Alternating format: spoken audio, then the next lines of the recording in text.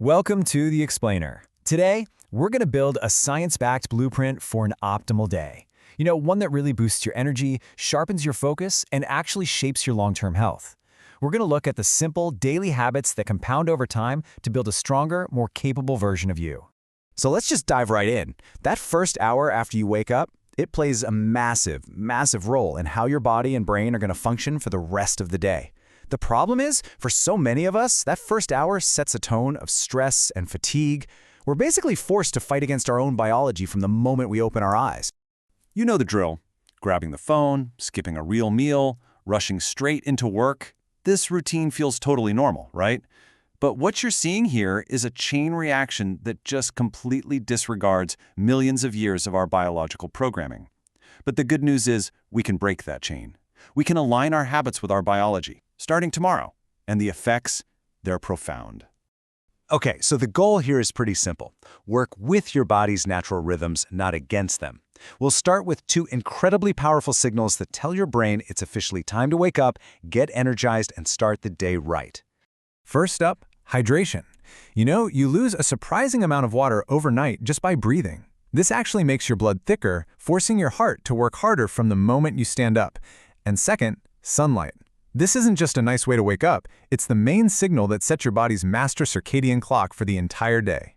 Now this slide points out something really important, the difference between just adding water and truly rehydrating. When you add a tiny pinch of salt, you're giving your body electrolytes like sodium. Think of these as the keys that unlock your cells so water can actually get inside.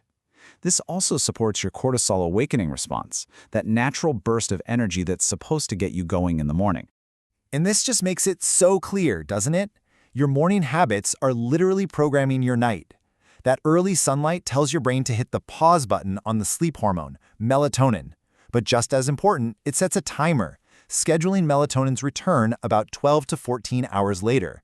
So that morning walk, it's not just for the morning, it's a down payment on a great night's sleep.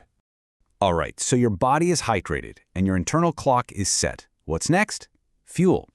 What you eat first is absolutely critical for your focus and energy all day long. And the science points overwhelmingly to one key macronutrient, protein. This is a total game changer of an idea. It's called the protein leverage hypothesis. It basically suggests your body isn't just hunting for any old calories. It has a non-negotiable target for protein. If your breakfast is low in protein, your body will keep sending out hunger signals all day long, pushing you to eat more and more just to hit that target, even if you're already full on calories. And here's exactly what that looks like in the real world. A typical high-carb breakfast, think cereal or toast, spikes your blood sugar, which is always followed by a crash. This creates that blood sugar roller coaster that leaves you feeling hungry and tired just a few hours later. But a protein-rich meal, that gives you stable, sustained energy without the crash. And this quote shows you the real-world effect. When you prioritize protein at breakfast, you're not just dodging that blood sugar crash from the last slide. You're also achieving this incredible satiety. You're giving your body what it was biologically searching for, which just shuts down those distracting hunger signals for hours. Okay, now that we've covered the right fuel, let's talk about putting the engine in motion. Because movement isn't just for your muscles or your heart. Some of the most incredible benefits happen right inside your brain, both immediately and for years and years to come. I absolutely love this quote. It completely reframes how we think about exercise. It's not some chore you have to get through. It's a wonderful bubble bath of neurochemicals for your brain. It's a direct dose of mood-boosting, focus-enhancing chemicals, and you feel the effects almost instantly. So, that bubble bath includes things like dopamine for motivation and focus, and serotonin for mood and well-being. Those are what give you that immediate buzz you feel. But what's truly exciting for long-term brain health are the growth factors that also get released. That's where the real magic happens. And just let this sink in for a second. Movement is one of the only proven ways we have to grow brand new brain cells as an adult. This is not science fiction. Consistent movement literally helps you build a bigger, better, and more resilient hippocampus, your brain's memory center. You're not just protecting what you have, you're actively building a better brain. And the best part? Look at this number. The barrier to entry for these incredible benefits is so low. Research shows that just 10 minutes of walking is enough to trigger that release of mood-boosting neurochemicals. You don't need to run a marathon to get this bubble bath for your brain. You just need to take a short walk. So let's zoom out a bit and connect all these daily habits to the big picture. Because every choice we've talked about today isn't just about winning the day, it's about building the person you will be 10, 20, and even 30 years from now. This term, sarcopenia, it might sound complicated, but it's really simple. Age-related muscle loss. And it begins decades earlier than most people think, often starting around age 30. Preventing it is one of the single most important things you can do for your long-term health. Your muscle is your metabolic engine, and the key to your independence as you get older. For decades, this number, 0.8 grams per kilogram of body weight, has been the official recommendation for protein. It's usually presented as the target to aim for. But here's the thing. That's the bare minimum to prevent disease in a sedentary person.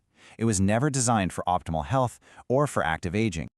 But here is the critical update. A ton of modern evidence shows that for active adults who are looking to maintain muscle and strength, the optimal target is actually double that old recommendation. Think about that. For optimal health, we likely need twice what we've been told.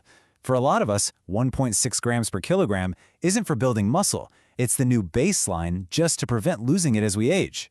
And this is really the central idea, the big takeaway.